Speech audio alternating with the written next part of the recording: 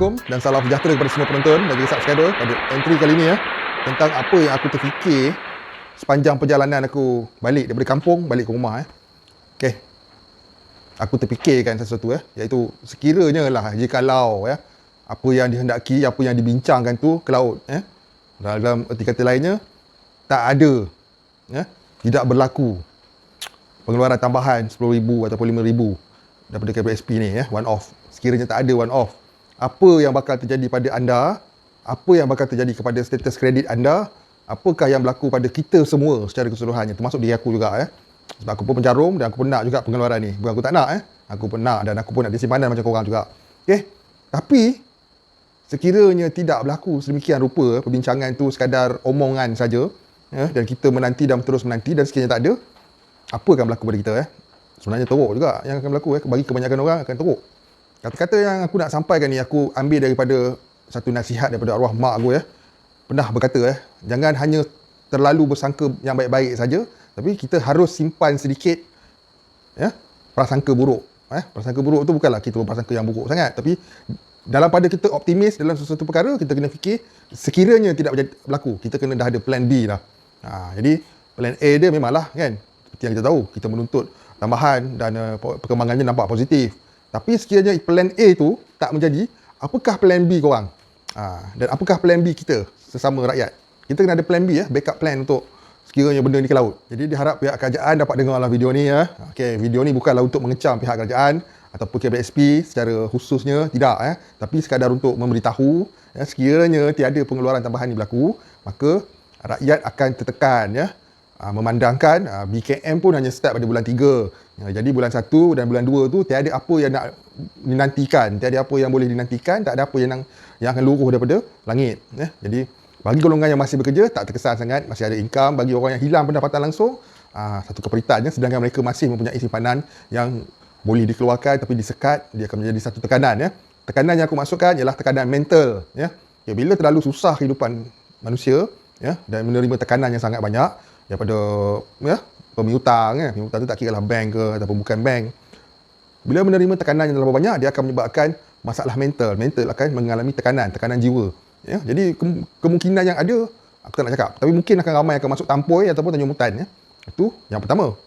Yang kedua pula akan bertambah banyaklah golongan yang melarat kehidupan mereka ni jadi siapa yang gembira, siapa yang akan gembira bila tengok ramai yang kena blacklist, ramai yang kena move list, ada pihak yang akan gembira aku tak nak sebut pihak mana, tapi yang mana faham tu faham lah biasanya kalau kita di move list kan pihak yang akan gembira secara tak langsung lah, bukan gembira ketawa, tapi ialah pihak yang pemiutang tersebut faham sendirilah pemiutang tu yang aku maksudkan tu apa dan siapa Okey, dan paras kemiskinan dijangka akan lagi meningkat kemiskinan, sama ada kemiskinan bandar ataupun kemiskinan di luar bandar akan meningkat juga dan banyak masalah yang akan tak selesai sekiranya berlaku perkara yang aku cakap tadi ni dan perkara ini hendaklah dijauhi daripada terjadi, sebab kalau terjadi kesan dia sangat teruk kepada masyarakat itu sendiri dan tak mustahil dia boleh membawa kepada sesuatu yang tak baik kepada negara sebab apa, kita tak boleh jangka apa yang seseorang ataupun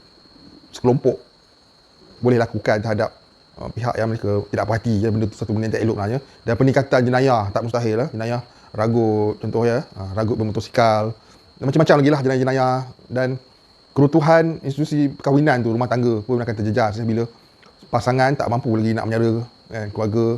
Impact dia sangat teruk jadi itu antara banyak kesan daripada itu yang aku sebut tu sikit je, banyak kesan-kesan lain lagi yang akan timbul bila rakyat mengalami tekanan perasaan disebabkan masalah hutang.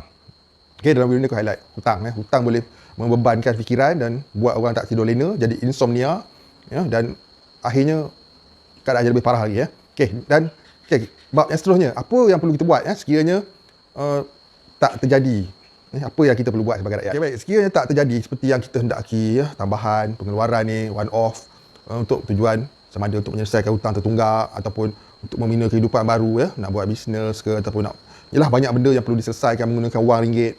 Jadi sekiranya perkara itu tak berlaku, apa yang harus dilakukan bukanlah dengan cara buat mogok ke, buat berhimpunan ke apa ke, tak perlu tak perlu sebab benda itu hanya akan memburuk lagi keadaannya.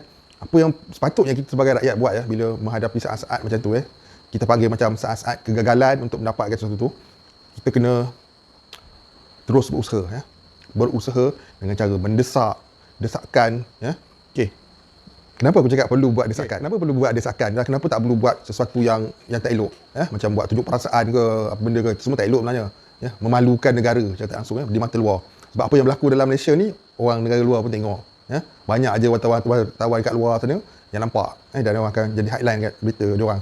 Okey, tolak tepi bab tu. Dan kita sebagai rakyat, apa yang perlu kita buat? Ya? Desakan. Okey? Sedangkan kita sendiri pun, ya, sebagai manusia lah kita ambil, ya. Manusia tak tahan dengan desakan. Kalau kena desak hari-hari, desak, kita pun akhirnya akan akur. Jadi apa yang perlu dibuat oleh rakyat ialah terus mendesak. Desak, hari-hari desak. Dan jangan buat demonstrasi, desakkan je. Desakkan dalam media sosial, desakkan dalam secara bertulis, secara memorandum dan sebagainya. Mendesak. Ya? Kerana kaedah mendesak ni, ya, desakkan, memang dah terbukti, ya, selama hari ni dia berfungsi dengan elok. Ya? Daripada Aisina dulu mulanya, desakan sangat hebat, ya, apabila pengeluaran tu bersyarat. Okey, lepas tu pengeluaran tu ada kategori, ya. Masa tu jugalah penjarum semua membuat desakan yang bertubi-tubi, aku pun tak boleh nak, kalau aku ingat balik memang dahsyat lah. Desakan tu, dan akhirnya pengeluaran tu jadi tanpa bersyarat, ya. Dan daripada wujud kategori, hilang kategori.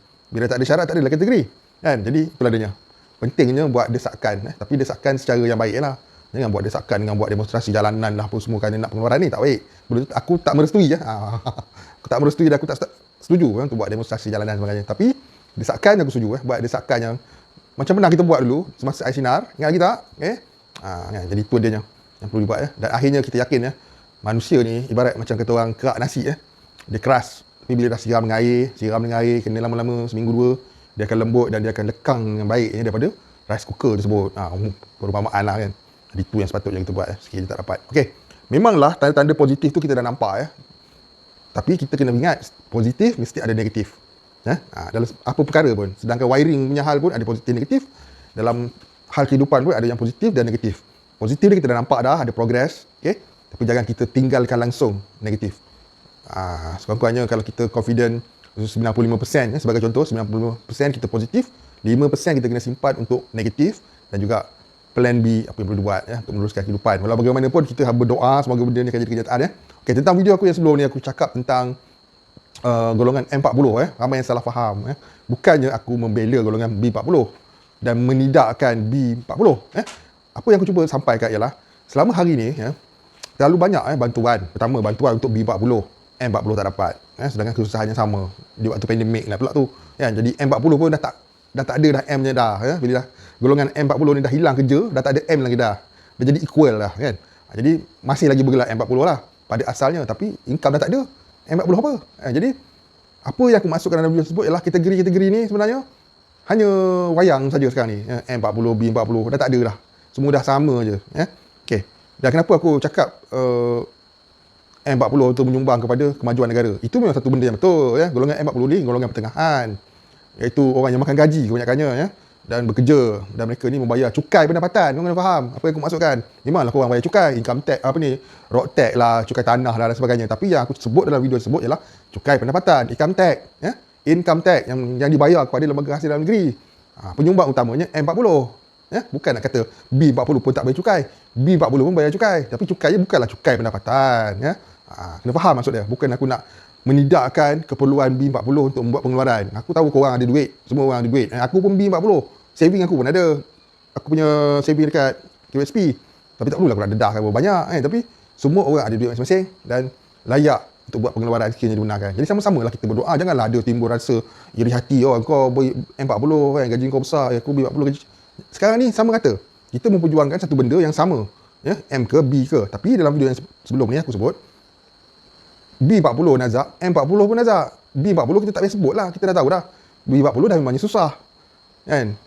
Bottom 40, kan. Dan tangga pendapatannya kita tahu dah, kan. Tapi dalam masa yang sama ada juga B40 yang senang kerana menjalankan banyak pekerjaan, kan.